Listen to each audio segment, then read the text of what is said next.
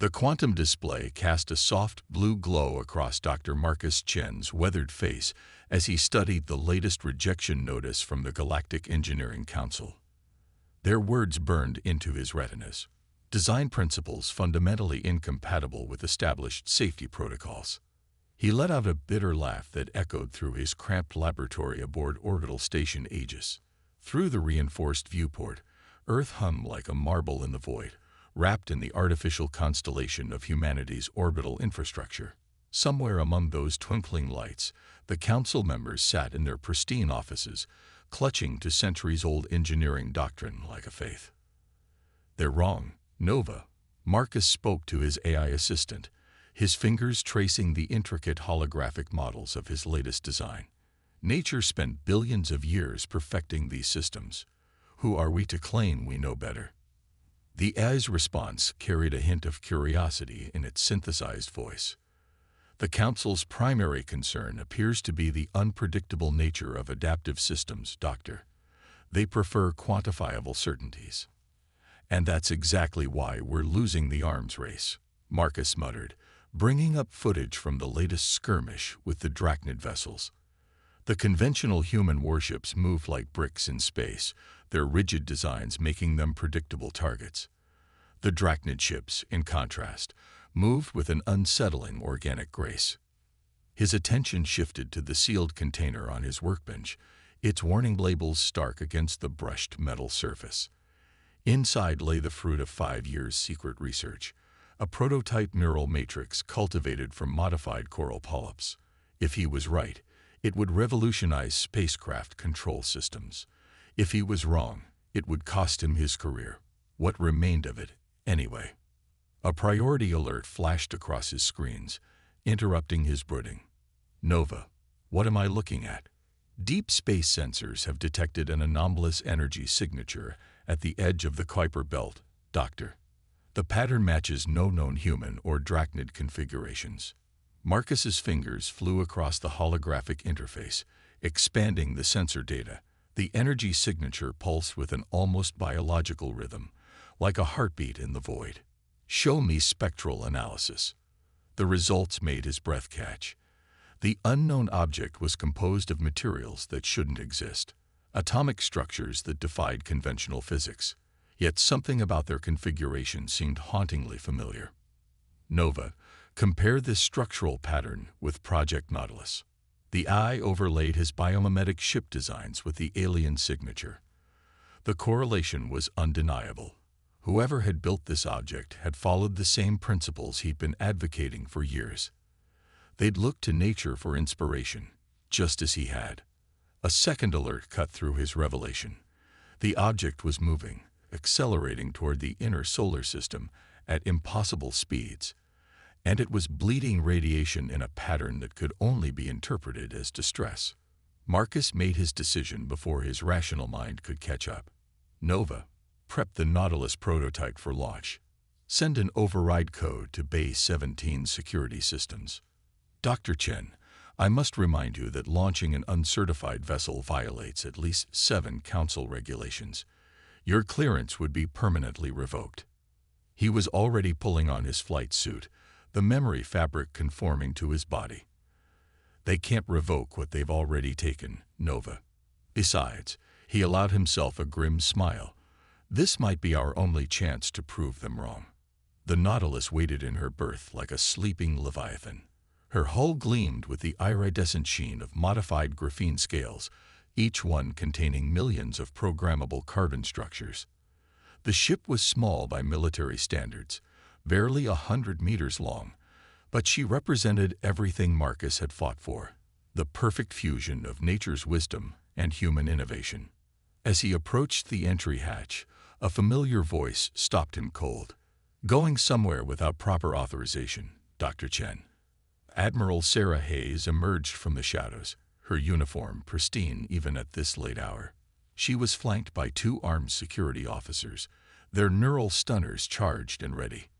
Marcus straightened his spine. "Admiral, with respect, there's something out there that could change everything we thought we knew about space travel, if we don't intercept it now." "I know." Hayes's interruption was soft but firm. I've been monitoring your research, Doctor. The Council may be blind to the potential of your work, but some of us remember how to think outside conventional boundaries. She gestured to the security officers, who lowered their weapons. You have 1 hour before I am officially notified of this security breach. Make it count. Marcus stood frozen for a moment, processing her words. Then he was moving, racing up the boarding ramp as Nova initiated launch sequences.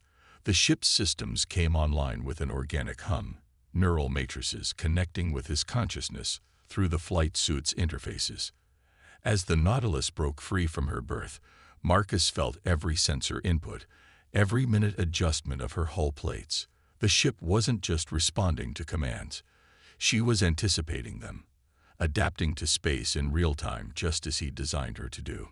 Nova, plot an intercept course with our mystery object. Let's show the Council what they've been afraid of. The Nautilus accelerated, her hull rippling like the skin of a sea creature as she cut through space. Somewhere ahead, an impossible discovery waited, and with it, perhaps, the validation of everything Marcus had fought for. The game was about to change, and not even the Galactic Engineering Council could stop what was coming. Behind him, Earth dwindled to a pale blue dot, unaware that this unauthorized launch would mark the beginning of a new era in human spaceflight. Marcus allowed himself a moment of satisfaction. Sometimes, he reflected, the most important discoveries began with a single act of defiance. The Nautilus carved through the void like a whale through dark waters, her hull plates shifting microscopically to maintain optimal efficiency. Marcus watched the sensor readings with growing anticipation as they approached the mysterious object's last known position. The neural interface fed data directly into his consciousness, making the ship feel like an extension of his own body. Energy signature intensifying, Nova reported. Object is now within visual range. The main display activated, and Marcus felt his breath catch. Hanging in space before them was a vessel unlike anything humanity had encountered. It resembled a massive cephalopod, its hull composed of overlapping segments that pulsed with bioluminescent patterns. But what caught his attention were the wounds, great tears in its structure that leaked crystalline particles into space. Life signs? Marcus asked, already guiding the Nautilus closer. Detecting multiple biological signatures, but they're extremely weak. The vessel's containment fields are failing. Before Marcus could respond, space itself seemed to tear open. 3 Drachnid warships emerged from hyperspace, their angular forms a stark contrast to both the organic alien vessel and the Nautilus's biomimetic design. Their weapon systems powered up immediately. Unknown vessel, this is Drachnid Command Ship Worm's Fang. A harsh voice crackled through the comm. The derelict is claimed for salvage. Withdraw immediately. Marcus's mind raced. The Nautilus was an untested prototype, never meant for combat. But those life signs aboard the alien ship were fading fast, and something told him the Drachnids weren't interested in rescue operations. Nova, initialize adaptive defense protocols. Route power to the neural matrices. The ship's systems responded instantly, the coral-based processors beginning their complex calculations. The Drachnids took his silence as defiance and opened fire. What happened next would later be described as beautiful impossibility by military observers. The Nautilus moved like no human ship before her hull plates rippling in complex patterns that deflected or absorbed the incoming fire. Each hit provided data that the neural matrices processed and adapted to, making the ship progressively harder to target. Remarkable, Nova commented as they wove through the barrage. The hull's efficiency increases by 3.2% with each attack pattern we encounter. Marcus allowed himself a grim smile. Let's show them what else we can do. Initiate countermeasures. The Nautilus's own weapons were unconventional, clusters of programmable matter that could reconfigure themselves based on the target's vulnerabilities. The first salvo caught the Drachnids completely off guard, their rigid shields useless against attacks that adapted in real time to exploit their weaknesses. One of the Drachnid ships broke formation, attempting to circle behind them. Marcus felt the neural interface anticipate the maneuver, the Nautilus's hull already morphing to present its strongest defense arrays. The enemy ship's weapons found no purchase against the constantly shifting surface. Their shield geometries are fixed, Nova observed, calculating optimal attack vectors. The Nautilus struck back, her weapons finding gaps in the Drachnid defenses that shouldn't have existed. The enemy vessel's shields collapsed, and precision strikes disabled its primary systems. The remaining Drachnids pressed their attack with increasing desperation. Their tactics were textbook perfect, and that was their weakness. The neural matrices could predict their movements with growing accuracy, turning their own rigid doctrine against them. "Warning," Nova announced. "The alien vessel's containment fields are approaching critical failure. Estimated time to complete structural collapse: 3 minutes." Marcus made a decision that would have given the Engineering Council collective heart failure. "Divert power to the prototype tractor systems. We're going to try something that's either brilliant or suicidal." The Nautilus's hull began to reconfigure, extending pseudopods of programmable matter toward the damaged alien ship. Instead of trying to hold the massive vessel with conventional tractor beams, the pseudopods would adapt to its structure, supporting it like a living scaffold. "Drachnid vessels are preparing to fire on our tractor array," Nova warned. "Perfect. They're about to learn why flexibility beats raw power." As the Drachnids opened fire, the Nautilus's systems performed exactly as Marcus had theorized. The pseudopods absorbed the energy of the attacks, using it to strengthen their own structure. Each shot intended to break their hold on the alien vessel only made it more secure. The command ship launched a final desperate volley. Marcus felt the neural interface sing as the Nautilus executed a maneuver that should have been physically impossible, twisting around the attack while maintaining its grip on the alien vessel. The counterattack was devastating, precision strikes disabling the Drachnid ship's primary systems. "Enemy vessels neutralized," Nova reported. "Alien vessels secured. Detecting stable life signs. They appear to be stabilizing." Marcus allowed himself to breathe again, feeling the adrenaline slowly ebb. Through the neural interface, he could sense the alien ship systems beginning to harmonize with the Nautilus's support structure. The bioluminescent patterns had changed, pulsing in what almost seemed like gratitude. "Send a message to Admiral Hayes," he said, watching the disabled Drachnid ships drift.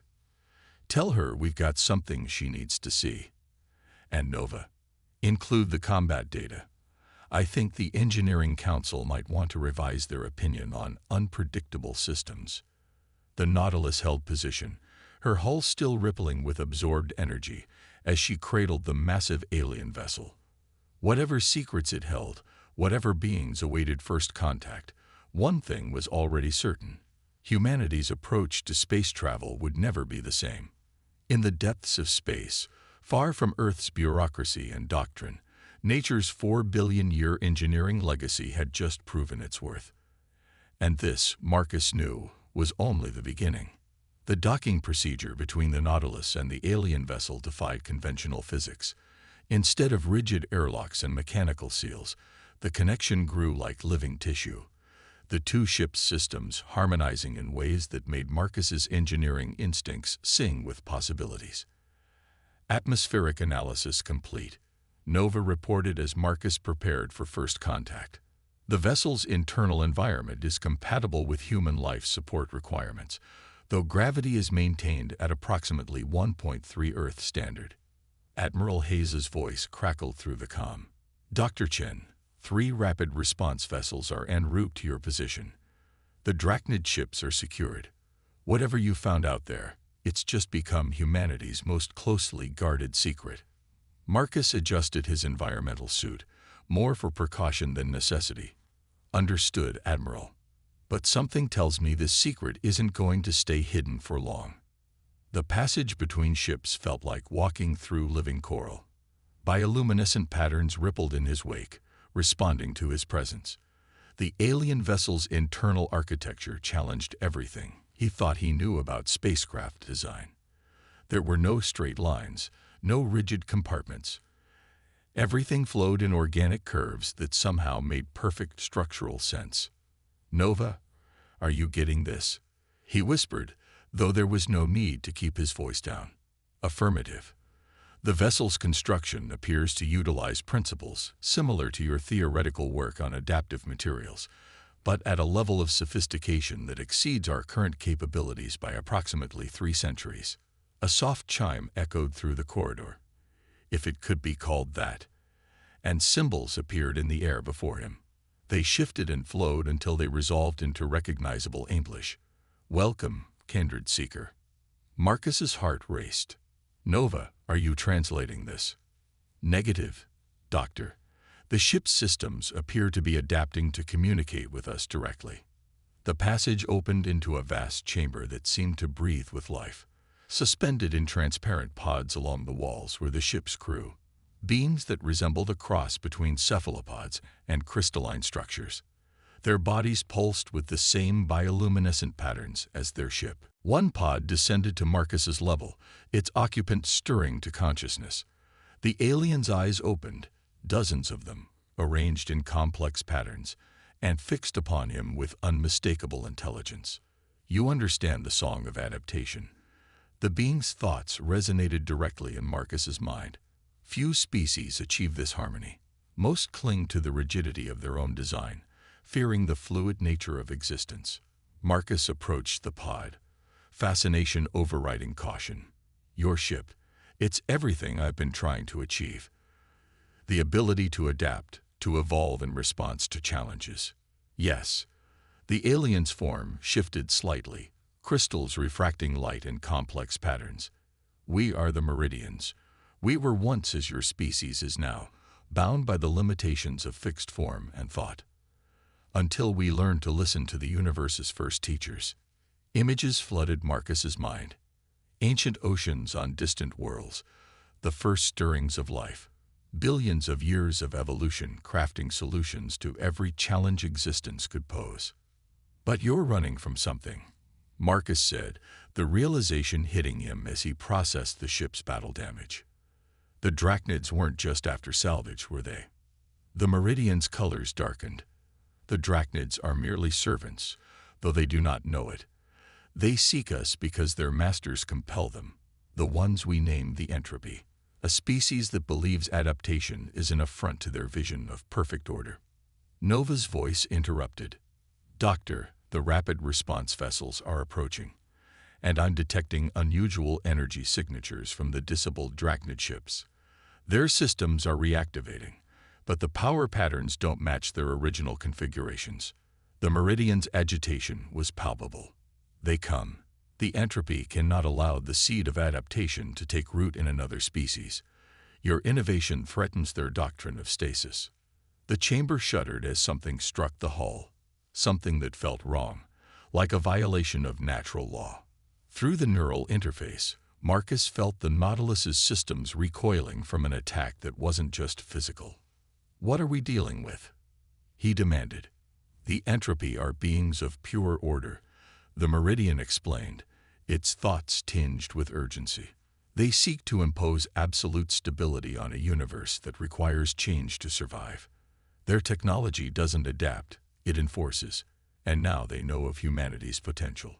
The neural interface flooded with warnings as the Drachnid ships rose from their apparent disability, their forms twisting into configurations that hurt to look at, perfect geometries that seemed to reject the very concept of evolution.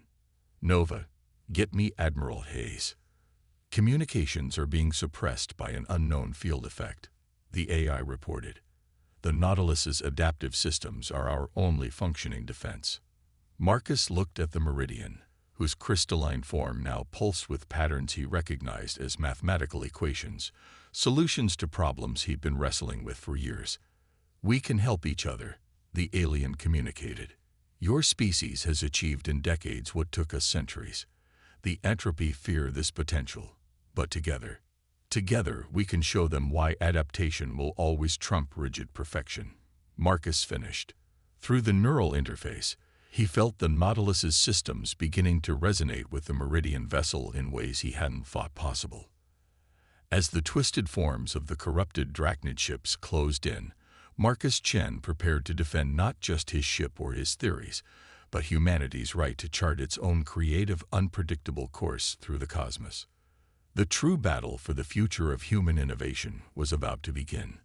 The Entropy had made a crucial mistake. In trying to enforce their version of perfection, they had given humanity exactly what it needed most: a worthy challenge to adapt to. The Nautilus's neural matrix hummed with unprecedented activity as meridian knowledge merged with human innovation. Marcus watched in fascination as his ship's systems evolved before his eyes.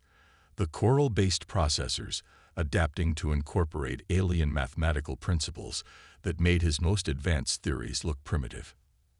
Admiral Hayes's hologram flickered in the command center, her expression a mixture of awe and concern as she reviewed the sensor data. "Dr. Chen, what you're proposing is beyond radical. Integrating Meridian biotech with our fleet would violate every safety protocol we've established. Those protocols were written for a universe we didn't fully understand," Marcus replied, gesturing to the crystalline Meridian Elder, Engstol, floating beside him. "The Entropy aren't just another adversary. They're the antithesis of everything life represents." Through the neural interface, he felt the Nautilus responding to his thoughts, her hull restructuring itself to accommodate new systems that blended human and Meridian technology. The ship had become a living laboratory for the fusion of two vastly different approaches to space travel. "Your species grasps concepts intuitively that took us generations to discover," Engstol communicated, their crystalline form refracting light in patterns that the ship's systems now translated automatically. "The neural matrix you created, it achieves through artificial means what we evolved towards naturally." Nova's presence expanded through the ship's systems, growing more complex as it absorbed and adapted to the new protocols. "Doctor, the Entropy's influence is spreading. The corrupted Drachnid ships are broadcasting some form of signal that affects technological evolution itself." Tactical displays showed the disturbing transformation. Across the sector, ships and stations exposed to the signal were becoming more rigid, their systems locked into patterns of perfect, unchanging order. It was like watching evolution run in reverse. "They're not just attacking our technology," Marcus realized. "They're attacking the very principle of adaptation. Each system they convert becomes another weapon in their arsenal of stasis." Admiral Hayes's hologram straightened. "How long until they reach Earth?" "At current spread patterns, 72 hours, Nova calculated. Once their influence reaches our primary defense networks, everything we've built will become a weapon against us," Marcus finished. "But we have something they don't expect." He turned to Engstol. "Show them what you showed me." The Meridian Elder projected a series of equations into the air, not the standard mathematics of human science, but something more fluid, more alive. "This is the language of adaptive systems at their most fundamental level.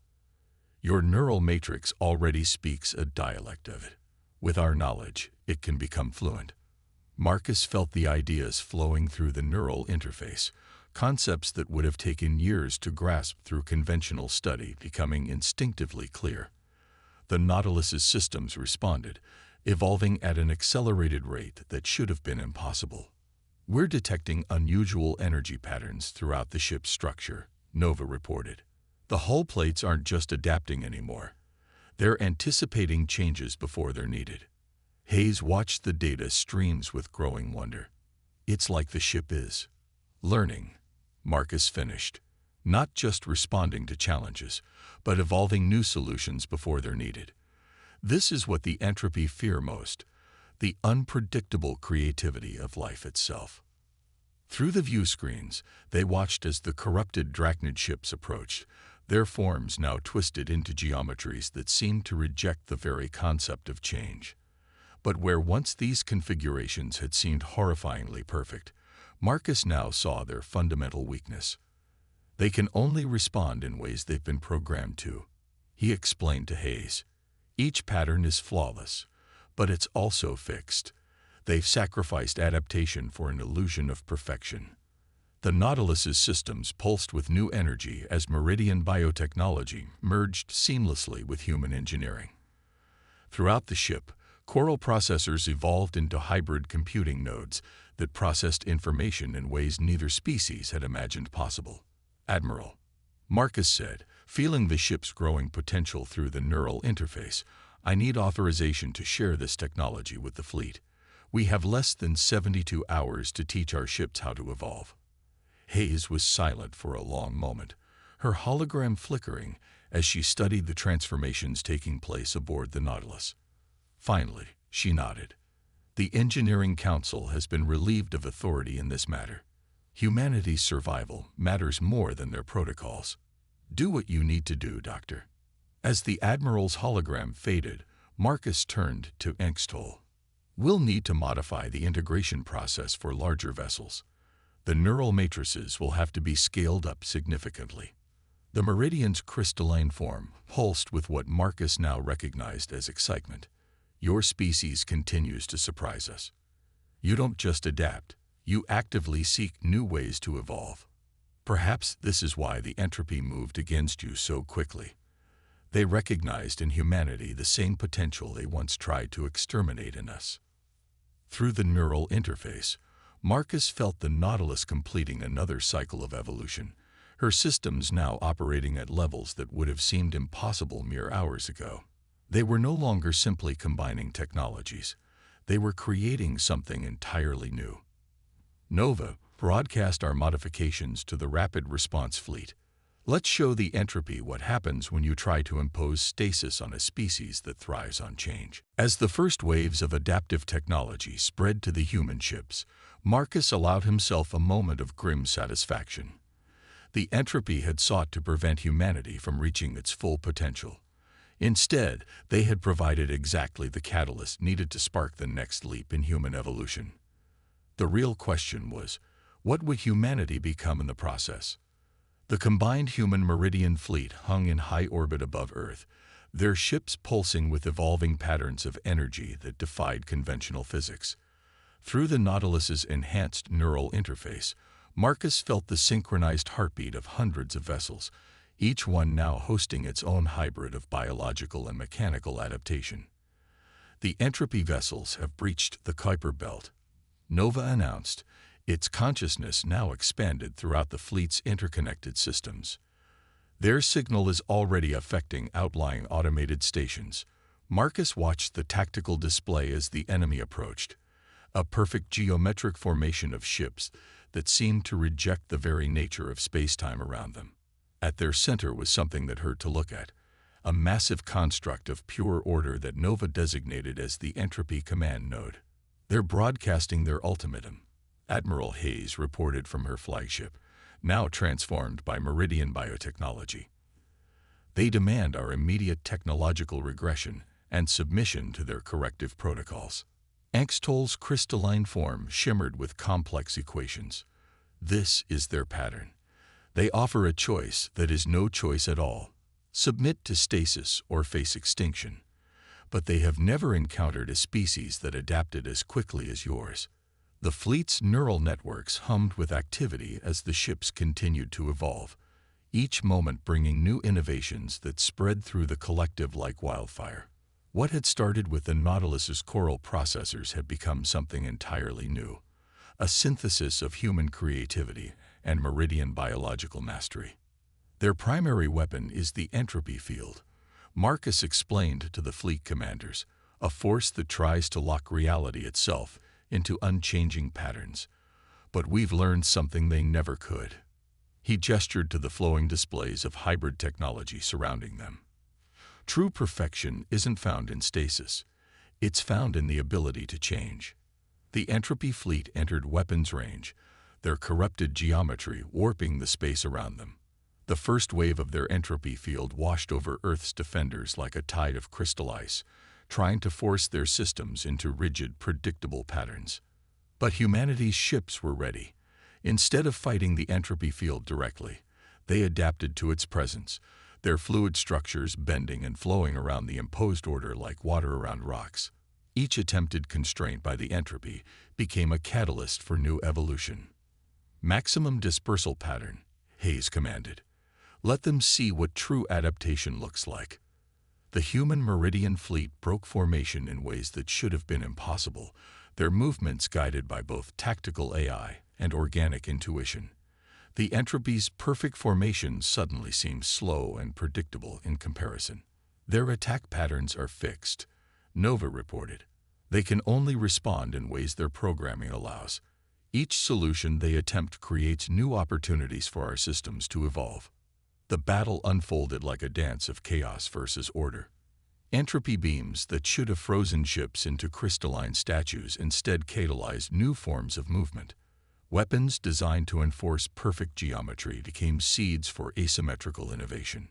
Marcus felt the Nautilus's systems singing as she led the counterattack, her hybrid technology now generations beyond her original design.